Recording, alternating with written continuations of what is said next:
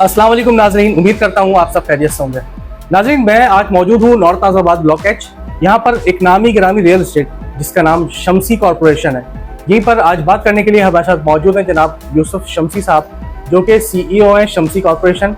और इसी के साथ साथ आप माशाल्लाह NN एरिया, जो कि north Nazabad association of real estate agents के नाम से जानी जाती है, उसके आप रिस्पेक्टेड मेंबर भी हैं। और साथ ही साथ आप माशाल्लाह फलाही कामों में भी पेश रहते हैं। तो बात करेंगे कुछ उनके हवाले से और कुछ उनके काम के हवाले से। अस्सलाम वालेकुम यूसुफ साहब, कैसे हैं आप? वालेकुम अस्सलाम, अल्हम्दुलिल्लाह। और सर, काम वगैरह कैसा चल रहा है? सर काम माशाल्लाह बेहतर है, अल्हम्दुलिल्लाह। कितने अरसे से आप इस फील्ड से वाबस्ता हैं? मैं 2018 से जो है अपने इस फील्ड से वाबस्ता हूँ। यहाँ की मार्केट की मैं अगर बात करूँ तो दीगर इलाकों की निस्बत कैसी है? दीगर इलाकों से इसलिए बेहतर है कि जैसे अगर आप गुलशन, नाज़ाबाद या गुलिस्तान जौहर, वहाँ पे अगर आप पोर्शंस या फ्लैट्स की खरीदारी करते हैं तो यहाँ पे नॉर्थ नाज़ाबाद के अंदर आपको कम बजट के अंदर बनिस्बत गुलशन और जौहर और नाज़ाबाद के एक आपको अच्छी और मुनासिब चीज़ मिल जाती है।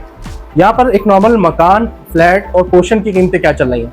यहाँ पे अगर आप नॉर्मल मकान की बात करें तो नॉर्मल मकान यहाँ पे आपको इस वक्त 5 से 5.5 करोड़ रुपए का 233 गज। पोर्शन अगर आप बात करें तो पोर्शन तकरीबन 3 बेड ड्राइंग टीवी लाउंज यहाँ पे 1.5 करोड़ रुपए से लेके अपना 2.5 करोड़ रुपए तक का। और फ्लैट की अगर आप बात करें तो फ्लैट आपको मिलता है तकरीबन 2 करोड़ रुपए से लेके 3 करोड़ रुपए तक का। आप यहाँ के अलावा और किन किन इलाकों में डील करते हैं? नाज़ाबाद, नॉर्थ नाज़ाबाद, गुलशन, इन इलाकों में हमारी जो है बहुत ज्यादा वर्किंग है। और जो दीगर एरियाज में कोई इन्वेंट्री ऐसी आ जाती है तो हम वहाँ भी देख लेते हैं, जो मुतफर्रिक इलाके हैं। ऑनलाइन प्रॉपर्टी पोर्टल के आने से आपके काम में कितनी तेजी आई? ऑनलाइन प्रॉपर्टी पोर्टल से उसके आने से हमारे काम में अल्हम्दुलिल्लाह बहुत ज्यादा तेजी आई है। अगर आप ये समझ लें कि हमारा काम 20% पे था तो आज अल्हम्दुलिल्लाह वो 80% पे आ चुका है। अच्छा, आपके ख्याल से क्या मटेरियल की कॉस्ट बढ़ने से पुराने घरों की कीमतें बढ़नी चाहिए या वही रहनी चाहिए? पुराने घरों की कीमतें तो बिल्कुल वही रहनी चाहिए, तो मटेरियल के बढ़ने के हवाले से कि वही रहनी चाहिए। लेकिन अगर आप कहते हैं कि अगर आप कोई नई प्रॉपर्टी परचेज कर रहे हैं और आज के रेट में अगर आज की कंस्ट्रक्शन आप परचेज करते हैं तो वो बिल्कुल उसके पैसे बढ़ने चाहिए। रियल एस्टेट की फील्ड में एक ब्रोकर का किरदार कितना अहम होता है? तो बिल्कुल बहुत अहम होता है रियल एस्टेट की फील्ड के अंदर एक ब्रोकर का किरदार। वो आपको एंड टू एंड सर्विसेज देता है। अक्सर लोगों को मैंने देखा है कि वो इससे जो है ना वो मुतनफ्फिर होते हैं कि हम ब्रोकर के पास क्यों जाएं। तो इसीलिए जो आप छोटी सी चीज भी परचेज करने के लिए, मिसाल के तौर पे एक छोटी सी गाड़ी भी आप परचेज करने जाते हैं तो आप एक गाड़ियों के एजेंट को ढूंढते हैं। तो इसी तरह से जो है प्रॉपर्टी आप एक माशाल्लाह अपने सरमाया लगा रहे होते हैं, उस सरमाए को लगाने के लिए एक आपको एक एतबार बंदे ढूंढ के ब्रोकर की सर्विसेज हासिल करना जरूरी है। कोई भी मकान, फ्लैट या प्लॉट लेते वक्त एक आम आदमी को किन बातों का ख्याल रखना चाहिए? आप जिस इंसान से ले रहे हैं, जिस भी ब्रोकर से ले रहे हैं, उसका मार्केट स्टेटस, उसका इदारा जो है, जिस इदारे से वो मुंसलिक है, वो काम करने में कैसा है, आया कि उनके साथ जो है कोई खराबियां तो नहीं है माजी में दरपेश। तो ये सारी चीजें जो है किसी भी क्लाइंट को कोई भी प्रॉपर्टी परचेज करने से पहले जरूरी होती हैं कि उसके बारे में पूरी इंटरोगेट करके ले। और जो दीगर जो आपकी डॉक्यूमेंटेशन है उसको वकील को दिखा के अपने आप को सेटिस्फाई करके फिर उसको प्रॉपर्टी को परचेज किया जाए। अगर कोई पार्टी सौदा कैंसिल कर देती है या बैक हो जाती है तो ऐसे में आप उसके टोकन अमाउंट का क्या करते हैं? पहले तो हमारी कोशिश होती है कि हम उसको डील को मैच्योर करें कुछ उसलूबी से। लेकिन अगर कोई कहता है कि नहीं हमारी अब इस वक्त जो है हमें नहीं करना, तो फिर हम कोशिश ये करते हैं कि कोशिश क्या 100% शम्सी कॉर्पोरेशन जो है वो उनका टोकन उनको वापस कर देता है। अच्छा, कभी ऐसा भी हुआ है कि एक ही मकान या फ्लैट के दो खरीदार हों और दोनों ही बसिंदों के यार यही वाला मकान या फ्लैट हमें चाहिए, तो ऐसे में फिर आप क्या करते हैं? जी बिल्कुल, हमारे पास अक्सर और बेशतर इस तरह की सूरत हाल दरपेश होती है हमें। तो दो क्लाइंट्स एक ही प्रॉपर्टी के ऊपर एक ही इन्वेंट्री पे हमें कहते हैं कि हमें ये इन्वेंट्री चाहिए, तो हम फिर कोशिश ये करते हैं कि जो हमारे पास पहले आया है हम उसको पहले वो प्रॉपर्टी डिलीवर करें, और जो दूसरा क्लाइंट है हम उसको उसके करीब उस जैसी अकोमोडेशन का हम उसको दूसरा ऑप्शन उसको दिलवाएं। इन्वेस्टमेंट पॉइंट ऑफ व्यू के हिसाब से नॉर्थ नाज़ाबाद का इलाका कैसा है? इन्वेस्टमेंट पॉइंट ऑफ व्यू के हिसाब से नॉर्थ नाज़ाबाद एक बहुत बेहतरीन इलाका है, क्योंकि दीगर इलाकों में जो है इस वक्त इन्वेस्टमेंट के हवाले से आपको पैसे बहुत ज्यादा इन्वेस्ट करने पड़ते हैं। नॉर्थ नाज़ाबाद एक ऐसा इलाका है जहाँ पे और दीगर एरियाज के मुताबिक पैसे थोड़े कम हैं, तो इसीलिए जो है आप नॉर्थ नाज़ाबाद में इजीली इन्वेस्ट करके ROI अच्छा जनरेट कर सकते हैं। गुलिस्तान जौहर, गुलशन Iqbal, federal area, Nazabad, portions का एक ना रुकने वाला सिलसिला है, इस पर आप क्या कहेंगे? नाज़ाबाद, नॉर्थ नाज़ाबाद और फेडरल एरिया, ये सारे जो इलाके हैं ये 1960 से 1965 से आबाद होना शुरू हो गए थे। अब जो बच्चे हैं, जो उनकी जो यूथ है, जो जनरेशन है, अब जो नई जनरेशन आई है, वो लोग कहते हैं कि हमें यही इलाका, क्योंकि पुराने रहने वाले होते हैं, तो इसीलिए जो है वो इस इलाके को छोड़ना नहीं चाहते।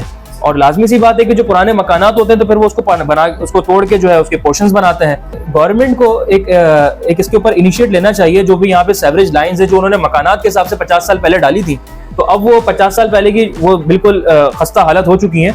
नए सिरे से उसकी एक पूरा एक लायामल बनाए, स्ट्रेटेजी बनाए, और उसके बाद जो है ना इनके जो पोर्शंस का जो सिनेरियो है उसको थोड़ा सा रेगुलाइजेशन की तरफ लेके जाए, ताकि ये जो है किसी की खरीदारी के लिए मसला ना बने।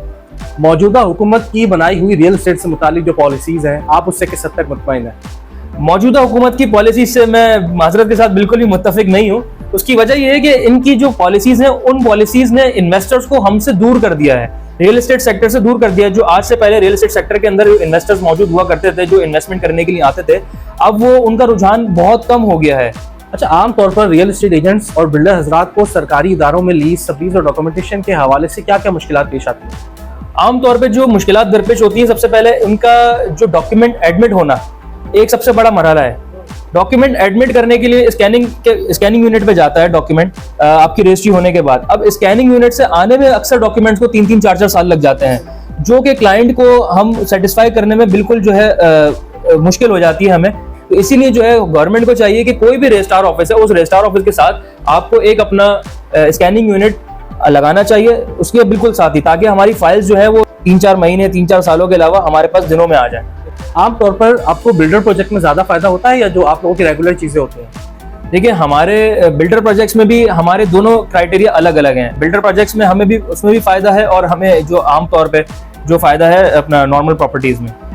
कराची में जो आजकल रियल एस्टेट के हवाले से इतनी एसोसिएशंस वगैरह बनती जा रही हैं, तो क्या लगता है उनको उनके मकासद ही हासिल हो रहे हैं या सिर्फ कागज के तक ही महदूद है? जी बिल्कुल, लाजमी सी बात है, कोई ना कोई मंशूर के तहत ही सब लोगों ने अपनी जो ऑर्गेनाइजेशंस बनाई हैं, एसोसिएशंस बनाई है। और मैं ये समझता हूँ कि उनके बहुत सारी जो इस वक्त एसोसिएशंस बन चुकी हैं, हमारे लिए बहुत सारी चीज़ों का काम करना आसान हो गया है, तो मैं बिल्कुल इसको सराहता हूँ। अच्छा, आप जो कंस्ट्रक्शन का काम करते हैं उसमें आप मटेरियल किस लेवल का इस्तेमाल करते हैं? हमारे पास जो रिक्वायरमेंट्स के अकॉर्डिंग हम मटेरियल का इस्तेमाल करते हैं। अगर हमें कोई क्लाइंट कहता है कि मुझे कम खर्च बाला नशीन वाला काम करना है, तो हम उसमें भी कोशिश करते हैं कि हम उनको अपने क्लाइंट को सेटिस्फाई कर सकें। और अगर कोई क्लाइंट कहता है मुझे पैसों का कोई मसला नहीं है, आप मुझे चीज़ अच्छी से अच्छी दें, तो हम उसमें भी जो है कोशिश करते हैं कि अपने क्लाइंट को बिल्कुल सेटिस्फाई करें। बाद स्टेट एजेंट्स दूसरे एजेंट से मुकाबला करने के चक्कर में क्लाइंट्स के सामने अपना कमीशन मार्जिन या तो बहुत कम कर देते हैं या तो बिल्कुल ही गिरा देते हैं, तो इस हवाले से आप क्या कहेंगे? जी, ये बिल्कुल एक नामुनासिब सी बात है। किसी भी स्टेट एजेंट को दूसरे स्टेट एजेंट को गिराने के लिए, या मतलब उसको क्लाइंट को अपनी तरफ करने के लिए अपने कमीशन को कम नहीं करना चाहिए, क्योंकि state agent to state agent एक यूनिटी होती है। अगर हम इसी यूनिटी को खराब कर लेंगे तो फिर हम जो है काम आगे करना एक साथ जो है मुश्किल हो जाता है लोगों का। कोई भी प्रॉपर्टी सेल या परचेज करते वक्त एक आम शख्स का फाइलर होना कितना जरूरी है? बहुत जरूरी है किसी भी शख्स का फाइलर होना। उसकी वजह मैं आपको इस तरह समझा देता हूँ कि अगर आप नॉन फाइलर हैं और आप प्रॉपर्टी परचेज करने जा रहे हैं, तो मौजूदा गवर्नमेंट ने जो टैक्सेस हम पे इम्प्लीमेंट किए हैं उसमें 10.5% एडवांस टैक्स की मद में बायर को देना है, और अगर सेलर है वो नॉन फाइलर है तो उसको 6% गेन टैक्स की मद में देना है। इसी तरह से अगर वो दोनों फाइलर हो जाते हैं, दोनों पे 3% टैक्स लागू होगा। स्कीम 33 और स्कीम 45 में जो प्रोजेक्ट्स आजकल बन रहे हैं, कराची की बढ़ती हुई आबादी के लिहाज से किस अहमियत के हामिल है? मौजूदा आबादी के मुताबिक अगर देखा जाए तो स्कीम 33 और स्कीम 45 में वो ऑप्शंस इस वक्त मिल जाते हैं लोगों को कि आराम से वो अपना घर बना सकते हैं। लाजमी सी बात है कि शहर बढ़ रहा है, आबादी बढ़ रही है, तो आने वाले वक्त में जो है फ्यूचर इन्वेस्टमेंट है और उसका बहुत स्कोप है। आपके पास अगर कोई भी ओवरसीज क्लाइंट आता है तो आप उसे किस तरह डील करते हैं? अच्छा, हमारे पास अगर कोई ओवरसीज क्लाइंट आता है तो हम उसको pure one window solution provide करते हैं। हम अपने क्लाइंट के लिए प्रॉपर्टी परचेज करते हैं, प्रॉपर्टी परचेज करके उसकी रजिस्ट्री हम उनसे पावर लेते हैं, उसकी रजिस्ट्री हम उनको करा के देते हैं पूरी, और पावर हम अपने नाम पे लेके उनके नाम पे रजिस्ट्री कराते हैं, जो एक प्रोसेस है। अजान आइकॉन सिटी और अजान मदीना सिटी के हवाले से मैं ये चाहूंगा कि आप हमारे नाज़रीन को जरा कुछ तफसील से बताएं। अच्छा, ये अजान आइकॉन और अजान मदीना सिटी जो प्रोजेक्ट हैं, ये दोनों projects shape builders and developers के प्रोजेक्ट हैं, और शम्सी कॉर्पोरेशन इसका ऑथराइज डीलर है। शम्सी कॉर्पोरेशन जो आपको अजान मदीना और अजान आइकॉन के अंदर जो प्लॉट प्रोवाइड कर रहा है, अजान आइकॉन की अगर हम पहले बात करें तो अजान आइकॉन हमारा प्रोजेक्ट तकरीबन कंप्लीट हो चुका है, और उसके अंदर हमारे पास पानी और बिजली, ये दोनों चीज़ें हमें मैसर हैं, दोनों चीज़ें इसमें आ चुकी हैं। बाकी इसमें हमने कंस्ट्रक्शन भी जो है अपने क्लाइंट्स को पोजीशन दे दी है, तो कंस्ट्रक्शन भी यहाँ पे क्लाइंट्स ने स्टार्ट कर दी है।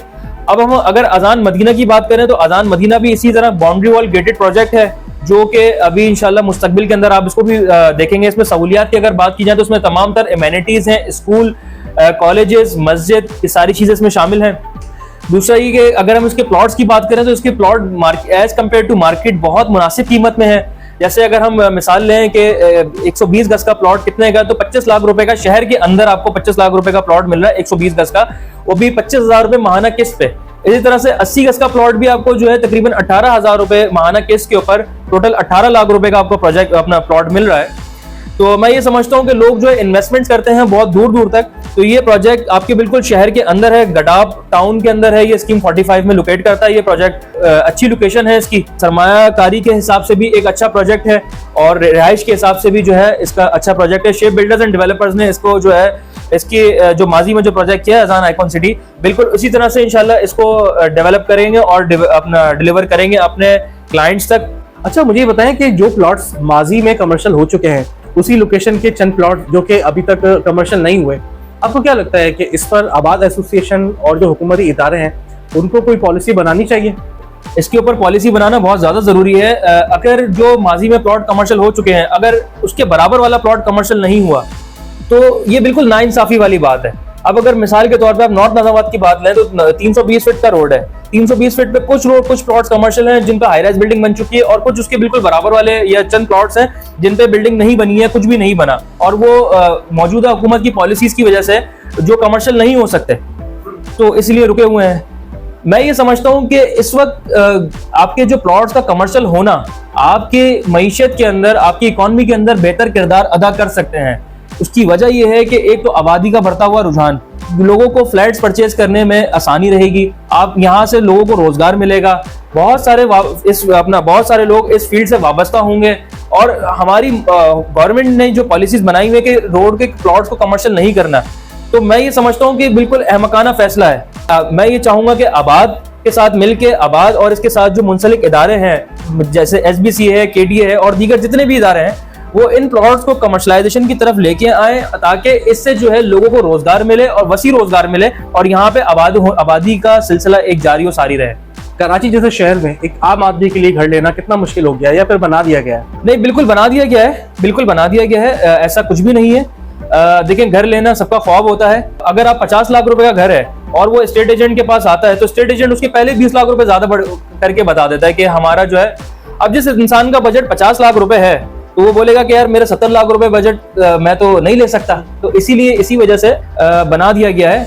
आने वाले वक्तों में प्रॉपर्टी के काम का क्या मुस्तकबिल नजर आ रहा है? ये प्रॉपर्टी का जो काम है ये दूसरे मुल्कों की जो ग्रोथ है, जो आपकी जो मईशत है उस पर चलती है प्रॉपर्टी के काम पे। अक्सर मुल्कों की, जैसे आप दुबई, मस्कत, ओमान वगैरह को देखें, अगर हम चाहें तो अपने मुल्क के अंदर भी जो हमारी गवर्नमेंट को सोचना चाहिए इस बारे में कि जो भी इसके ऊपर इम्प्लीमेंट कर सकती है उसको करके हमारे यहाँ पे उसको यकीनी बनाए। कैसा लगता है जब आपके क्लाइंट्स और जो आपके दोस्त अहबाब जो कि इस फील्ड, इस इंडस्ट्री से वाबस्ता हैं, उनसे इतनी इज्जत मिलती है, इतना प्यार मिलता है? जी बिल्कुल, बहुत अच्छा लगता है, बहुत ज़्यादा अच्छा लगता है। हर इंसान का एक ख्वाब होता है कि यार मुझे कहीं पे जाऊं तो पूछा जाए और इज्जत दी जाए। तो अल्लाह ताला का भी जो है एक इनाम है कि आपको जो है लोग इज्जत से याद करते हैं और आपके दूसरे काम की वजह से भी आपको याद करते हैं। इतनी मसरूफियात के बावजूद फैमिली के लिए वक्त निकालना कितना मुश्किल हो जाता है? हाँ, मुश्किल तो बहुत होता है, लेकिन लाजमी सी बात है, निकालना पड़ता है टाइम। अगर वहाँ पे टाइम नहीं निकालेंगे तो फिर घर वाले जो है वो कहते हैं कि आप फिर एक काम करो, ऑफिस में जाके सो जाओ। अच्छा, मैं चाहूँगा कि आखिर में आप हमारे नाज़रीन के लिए कोई अच्छा सा पैगाम दें। कोई भी नया बंदा जो है स्टेट एजेंसी का काम करता है या फिर वो नया बिल्डर बनने के शौक में, इस फील्ड से, रियल एस्टेट के शोबे से मुंसलिक होने की कोशिश करता है, तो शुरू के जो 4-6 महीने के अंदर वो पहले ही डिसार्ट हो जाता है। वो डिसार्ट होकर कहता है कि यार मेरे लिए तो ये फील्ड ही नहीं बनी, मेरा तो कोई काम नहीं हुआ। आप सिर्फ अपनी मेहनत करके अपने रब पे तवक्कल करें और उसके बाद ही जो है ना आपके मामलात बेहतर हो सकते हैं। अगर आप डिसहार्ट होके बैठ जाएंगे तो फिर तरक्की जो है आपसे काफी दूर रह जाती है। अक्सर होता यह है कि हम ना बिल्कुल मंजिल की तरफ होते हैं, लेकिन हमारे चंद कदम पीछे हटने की वजह से ना मंजिल हमसे बहुत दूर हो जाती है। मैं जनाब यूसुफ साहब का इंतहाई शुक्रगुजार हूँ कि उन्होंने अपना कीमती वक्त हमें दिया। अगर आपको ये वीडियो पसंद आई हो तो इसको जरूर लाइक करें, शेयर करें और हमारे चैनल को जरूर सब्सक्राइब करें। साथ ही आप हमें फेसबुक पर फॉलो करना ना भूलें। कमेंट सेक्शन में अपनी राय से जरूर आगाह करें। शम्सी कॉर्पोरेशन के नाम से आपको एक फेसबुक पेज भी मिल जाएगा जहाँ पे जाके आप इनकी तमाम तरह प्रॉपर्टीज को देख सकते हैं। शम्सी कॉर्पोरेशन के ही नाम से आपको एक यूट्यूब चैनल भी मिल जाएगा और ये मेरी तरफ से हाईली रिकमेंडेशन है कि आपका कभी भी north Nazabad block H property लेन देन के हवाले से आना हो, आपने आना है तो सिर्फ शम्सी कॉर्पोरेशन पर आना है। ज़्यादा चाहेंगे। अल्लाह हाफिज़।